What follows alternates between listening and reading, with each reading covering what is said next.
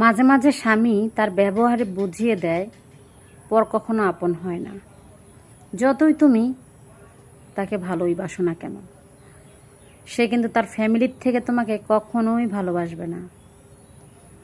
কিন্তু স্ত্রীরা নিঃস্বার্থভাবে স্বামীকে ভালোবেসে যায়, আর স্বামী দিনের পর দিন তাকে অবহেলা করে। যে জায়গায় স্বামীকে অসম্মান করা হয় সেই স্থানে কোনো স্ত্রী থাকে না, আর যে জায়গায় তার স্ত্রীকে অপমান করা হয় পুরুষ সেই জায়গায় বারবার যায়। কিছু কিছু ছাপড়ি মেয়েরা এমনভাবে স্টাইল করে চলে, ভাব নিয়ে চলে, মনে হয় ওরা আমেরিকায় বসবাস করে, কিন্তু থাকে বাংলাদেশে। ধর্ষণ হলে বিচার চায় সৌদি আরবের মতো।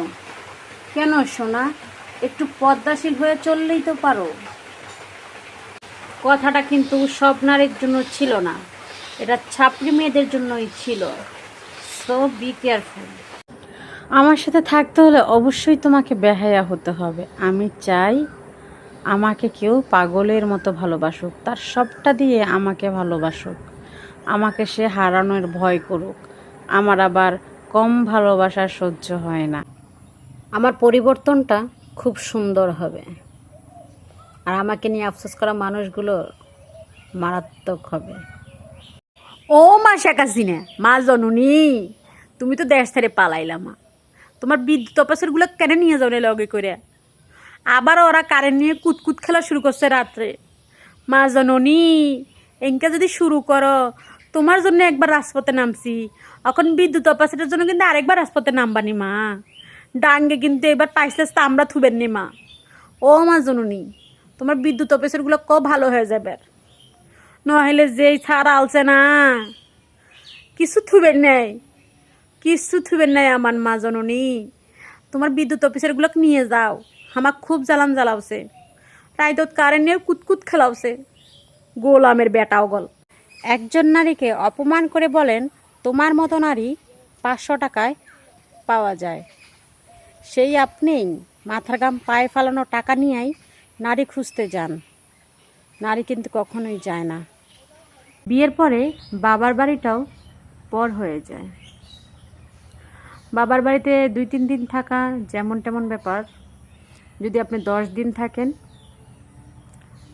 ফ্যামিলির মানুষজন কিছুই বলে না, প্রতিবেশীরা বলে কিরে কি হইছে, যাস না কে, জামাইয়ের লগে ঝগড়া হইছে, ওরকম সব জায়গায় হয়। কিন্তু একটা জিনিস চিন্তা করে দেখেন, জন্মের পর যেই বাড়িতে বড় হইলাম সেই বাড়িটা আমাদের কাছে সবচেয়ে বড় আত্মীয়র বাড়ি, আর আমরা সেই বাড়িতেই মেহমানের মতো যাই। যেই কাপড়ের রং উঠে যায় সেই কাপড় শরীর থেকে ছুঁড়ে ফেলে দাও।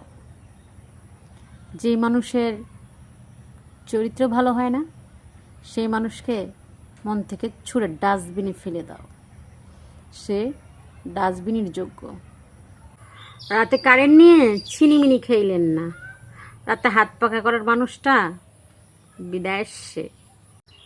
আল্লাহর উপরে আমার বিশ্বাস আছে, কোনো দিন যদি আমি সফল হইতে পারি, আমার ব্যর্থতার গল্প আমি সবাইকেই শোনাবো। এখন আমার বেঁচে থাকাটাই জরুরি।